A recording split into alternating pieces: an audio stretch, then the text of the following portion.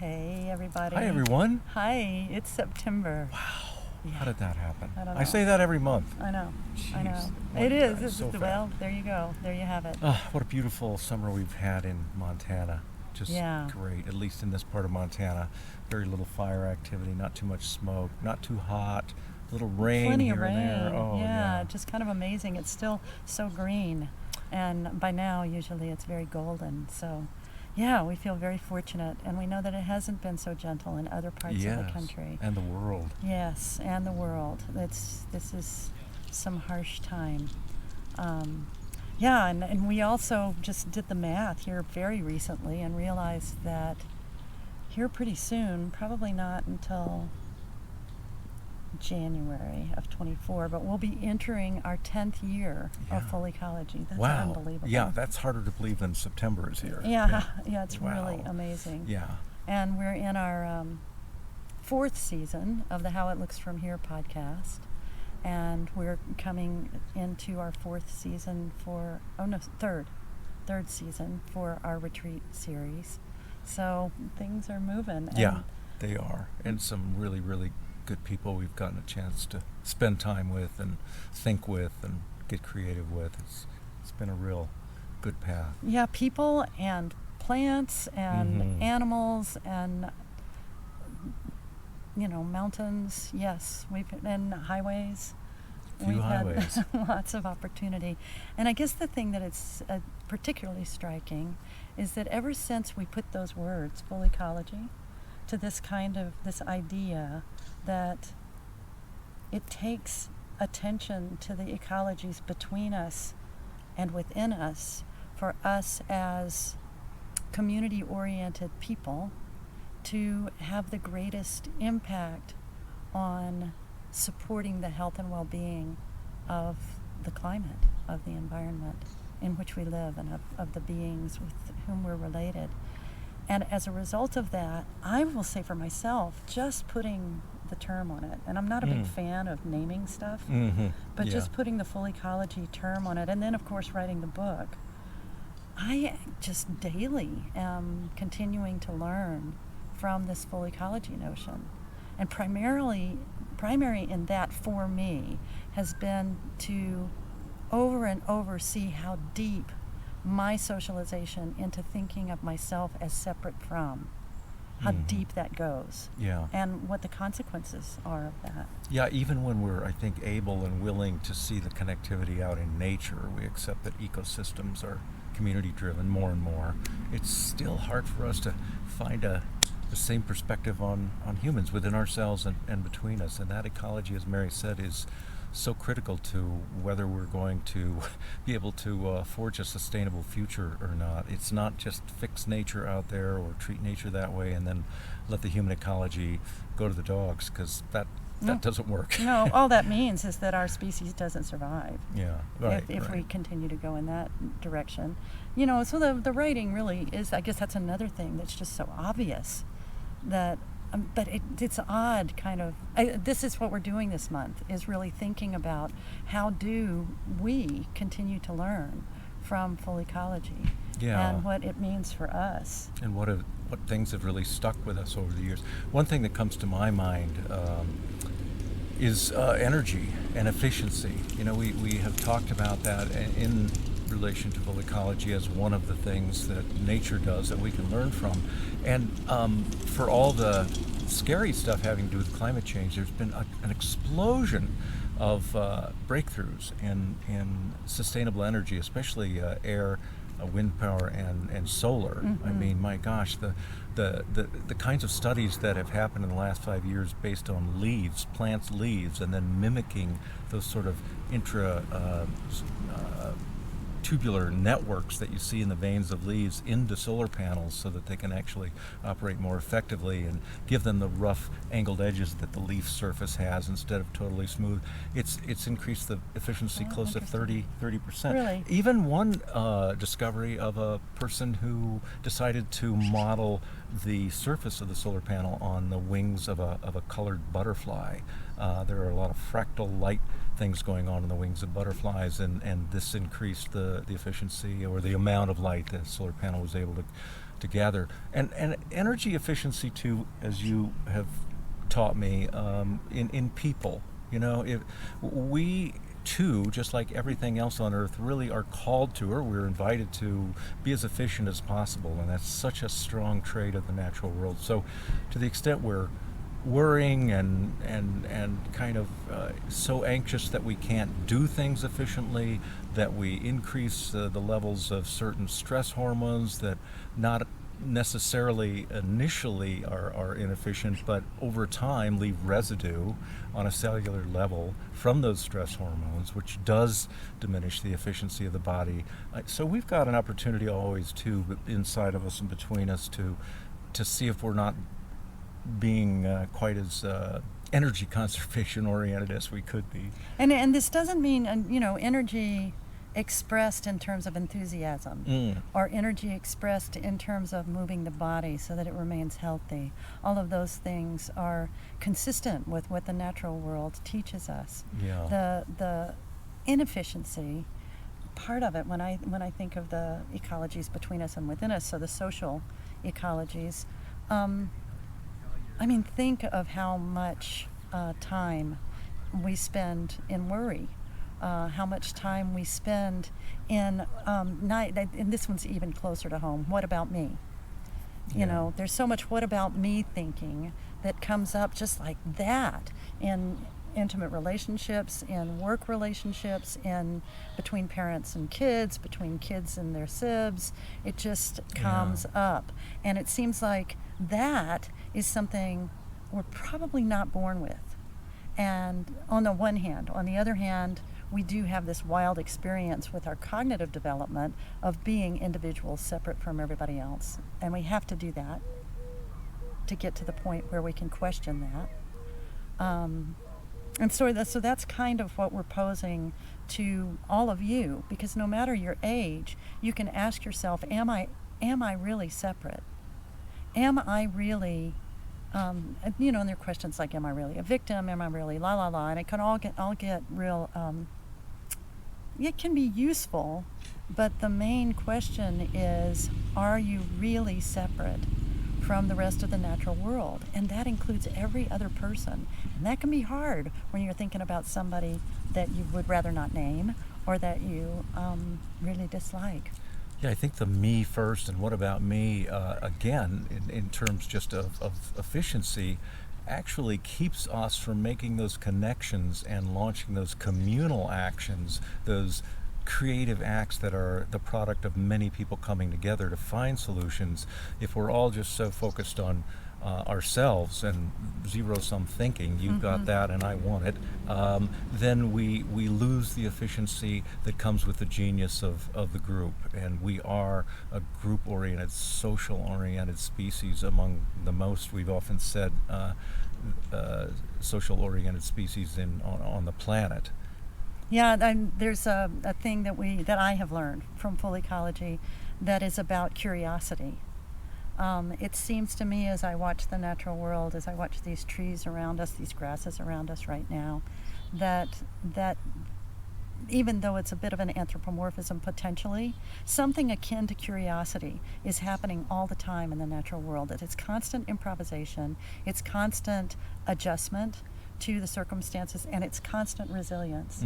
And that and even in the slower track of the seasons, it's still constant resilience, constant learning, constant renewal, constant, and it comes more from something like, as I'm saying, that looks like curiosity than something that looks like, I'm going to get mine and you got to figure out how to get yours. I mean, it's not that. And so we are deeply wired with curiosity and with cooperation and with a deep, not just appreciation for, that's again kind of a level of anthropomorphism, but reliance on diversity.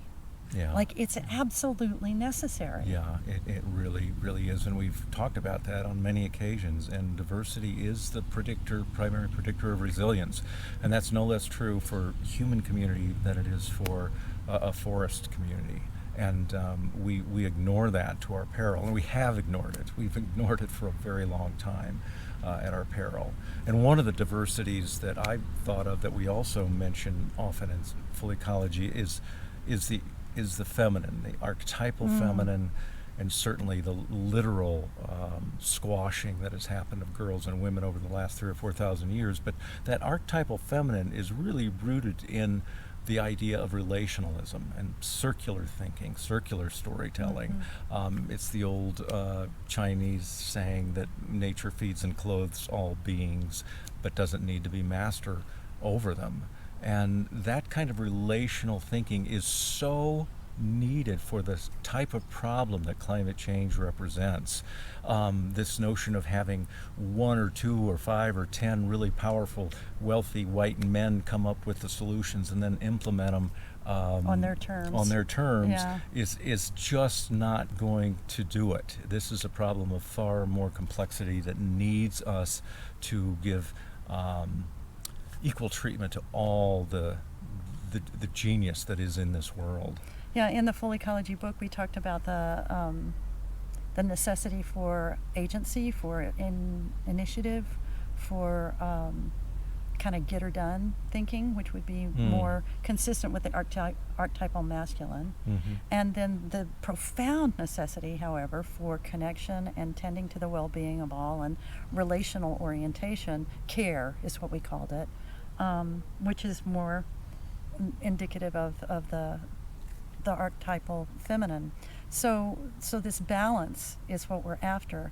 And it's been fascinating for me to watch in the past 10 years and kind of look through the lens of full ecology at my career as a professor in academia, and how certainly I was writing, I was researching, I was doing a lot of work on the experiences of women and girls, and on the experiences of people who are gay, lesbian, bisexual, trans, intersex, questioning, asexual, these people who don't fit cis male roles, fit cis male definitions. All of those women and all people marginalized because of their sexual identity are marginalized based on rejection of the feminism. Don't believe me, but check that reasoning out. That's a big chunk of folks, and that's a big batch of people who've been making it and figuring things out and have a lot of creativity and capacity for kind of pinch hitting, for figuring things out in a pinch. Yeah, good point. So yeah, I think that's a diversity, as Gary's saying, that we have missed out on. But the reflection that I was making on my career is that over and over I would think, okay, I've really brought more of the feminine online here. And then I would look at my own behavior and how much I would have to or choose to interrupt to be heard in that more masculine setting. Just the different things that how I had become masculinized to make it in that setting, and to make it in general in the kind of professional circles of the culture here in the U.S. And so we keep thinking we're getting more towards balance, when part of what's happening is that we're still on the path. We aren't balanced yet. We've got a long way to go. One of the scientists who I've just admired for so long is Lynn Margulis, and she was an evolutionary biologist and a brilliant woman who probably is more responsible for the idea of symbiosis and relationship being a major driver of evolution than anyone else. It's not just natural selection, it's as we've said before, sometimes the survival of the friendliest. Yeah. Those who come together can make alliances between their individual life forms that are stronger together. And she was saying that she didn't know, and this was back in the 60s, if the culture could even imagine symbiosis or full relationship or full anchored community, because we're so out of balance, addicted to that kind of male perspective that's isolated, that the rugged individual is so revered, and without being able to imagine a more connected world, as we're talking about here.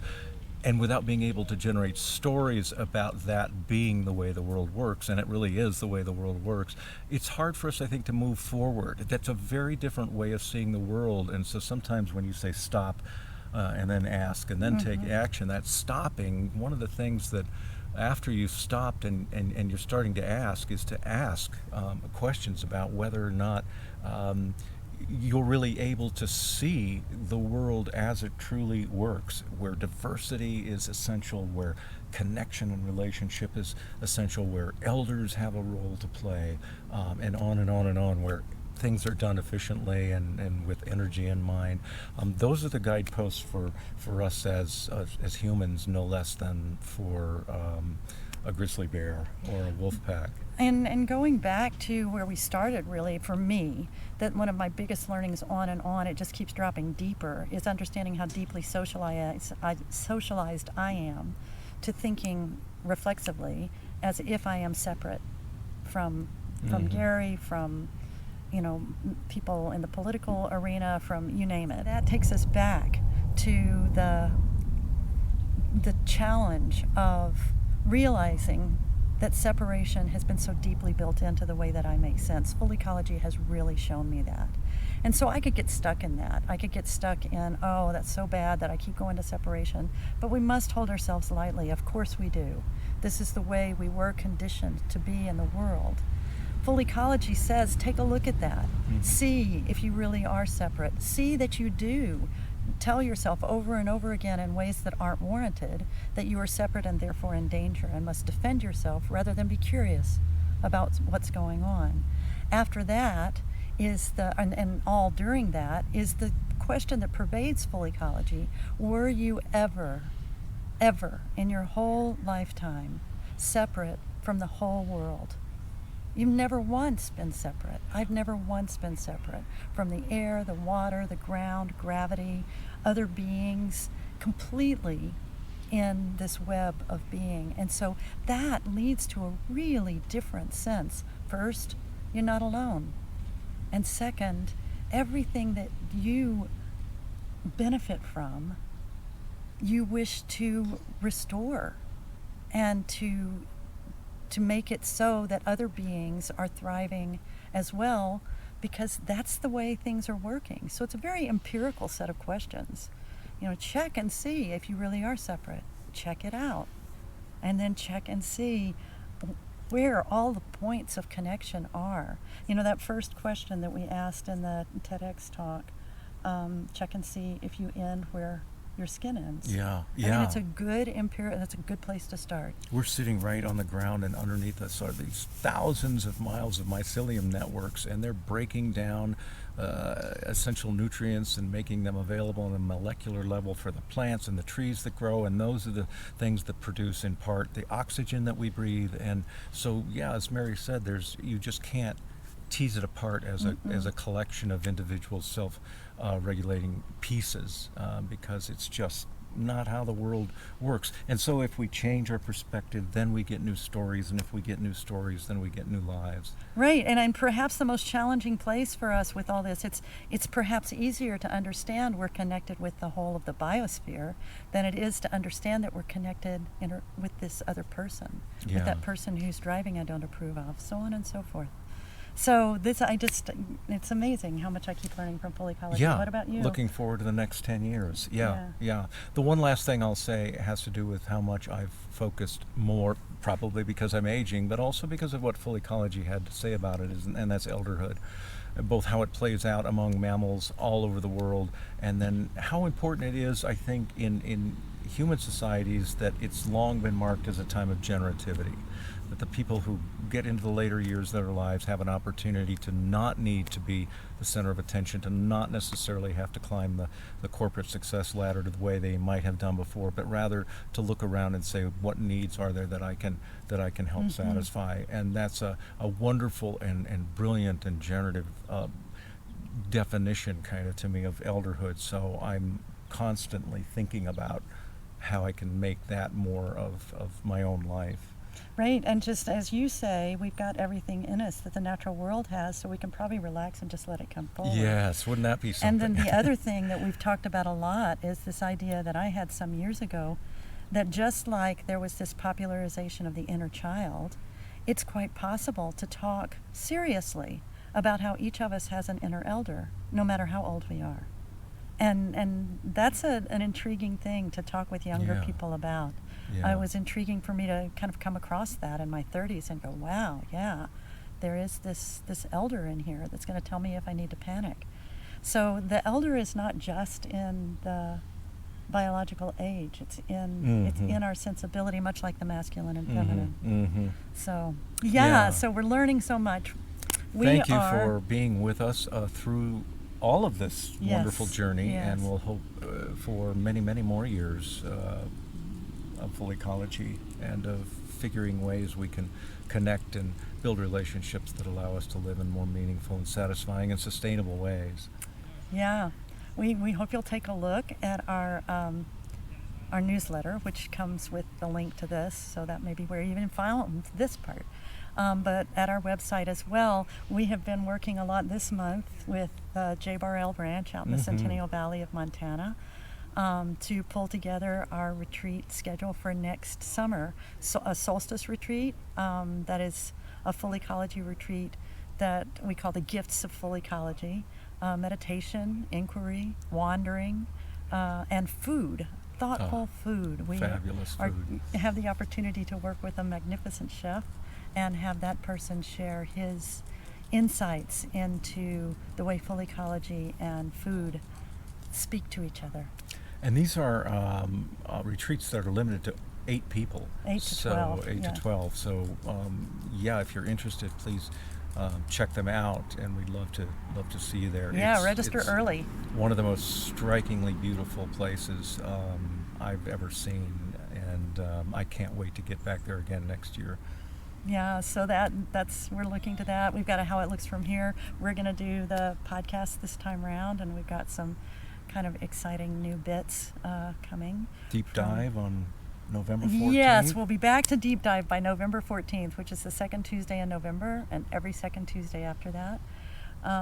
Yeah, and we'll be telling you more when we get to October. Yes, we will. Have Yeah. a beautiful September, and we look forward to seeing you soon. Yes.